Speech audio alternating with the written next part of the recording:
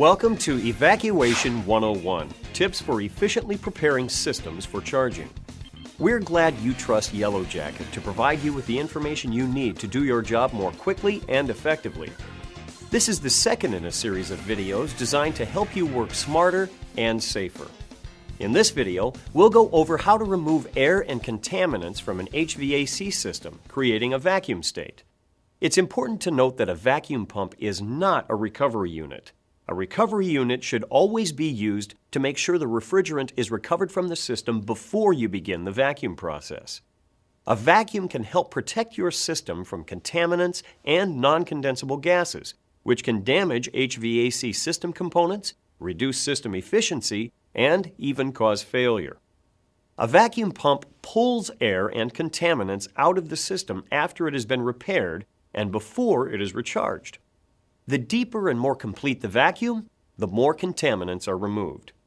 This example shows how a vacuum pump can remove the air from this bell jar and even begin removing the air and moisture trapped inside a marshmallow.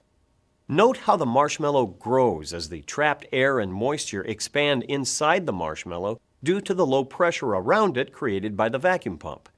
It then begins to get smaller as some of the trapped air and moisture escape through the surface. When the vacuum is removed from the bell jar, you can see how much air and moisture have been removed from the marshmallow by its reduced size. A vacuum pump will have the same effect on a refrigeration system, removing air and moisture trapped in the system components and even in the compressor oil. A quality vacuum pump will consistently pull a deep vacuum of 50 microns or less. Some will even pull as low as 15 microns. To achieve the deepest vacuum, use a two-stage rotary vane oil-sealed pump, such as the Yellow Jacket Super Evac vacuum pump that we're using in this video.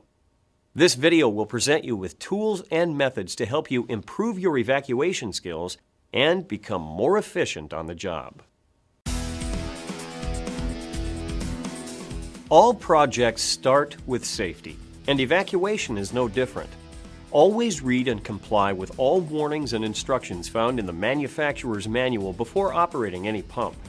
When working with tools and machines like a vacuum pump, it's always wise to wear safety goggles. Some pumps come with an exhaust cap, which should be in place when your pump is not in use. If you forget to remove this cap, it's likely to pop off upon startup. So first, remove the cap, and second, simply keep your head clear of the pump when starting up, just to be safe. Never block the exhaust port. Make sure the area around it is free. Always use a grounded 3-prong outlet and extension cord. Inspect electrical cords for damage before using them, and keep the cords dry throughout the process. Also, make sure that there is no positive charge in the system before you begin the vacuum process. Positive charge can damage the pump's vanes or valves. If you've used nitrogen to test for leaks, make sure it's completely removed from the system before beginning the vacuum process. Finally, if you're taking your pump to the roof, look for a pump with a sturdy lifting eye.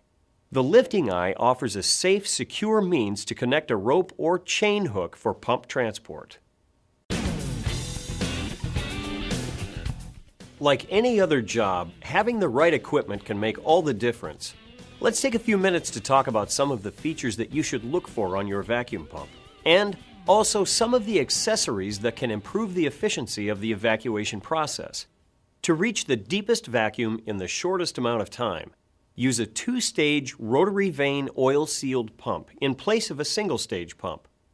One feature that you'll find useful is a large diameter oil fill port. It makes adding oil easy and minimizes the risk of making a mess. It's important to be able to gauge how full the pump is when adding oil, so make sure your pump has an easy-to-read sight glass. Another seemingly simple feature is the oil drain plug. Again, look for a large opening. This will allow for quick oil drainage, which means you get your jobs done faster. Some pumps also come equipped with a vacuum gauge indicator, which will give you a coarse view of the vacuum being pulled. This one has a green zone, which corresponds to about 100,000 microns. If your pump can't pull into the green zone, then it's likely that you still have a leak. Once you do pull into the green zone, you can begin relying on the more precise measurements of an electronic vacuum gauge.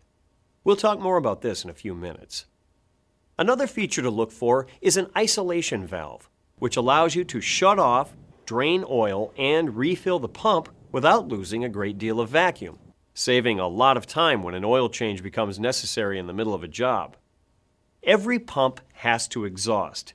If it's not exhausting something, it's not working. Don't be alarmed if you see a fine oil mist. There may be instances when the exhaust can be an annoyance, such as when you're working in an indoor location like a machinery room, hospital, computer room, or restaurant. In those cases, you'll want to vent the exhaust outside. To do this, make sure your vacuum pump is equipped with an exhaust fitting sized for a standard garden hose attachment. Simply connect the garden hose to the exhaust fitting and discharge the exhaust outside of the room. Along with a reliable pump, there are a number of other tools that will help you be more efficient on the job. Let's start with hoses. First of all, always use the largest diameter hose that you can, even if your system has 1/4-inch fittings. In this case, look for a 3/8-inch hose with 3/8-inch fittings to attach to your pump. Also, use the shortest hose possible to get maximum evacuation speed. Long hoses will slow the process.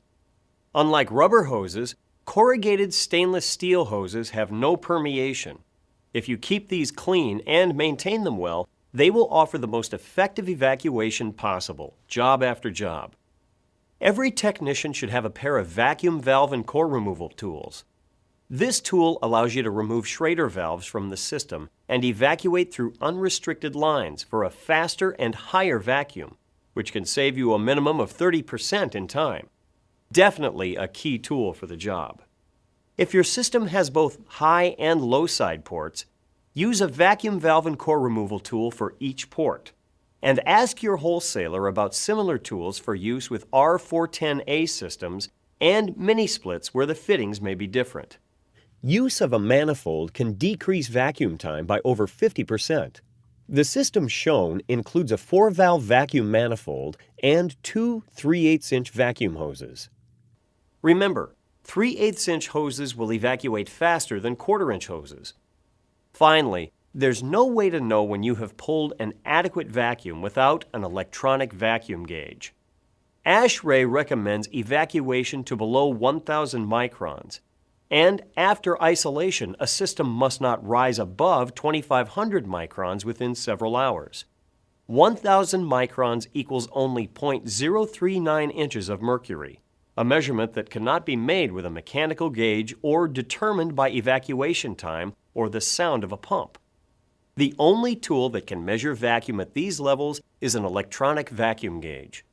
With an electronic vacuum gauge, the technician can see the last evidence of moisture being removed and witness that the system has dried out.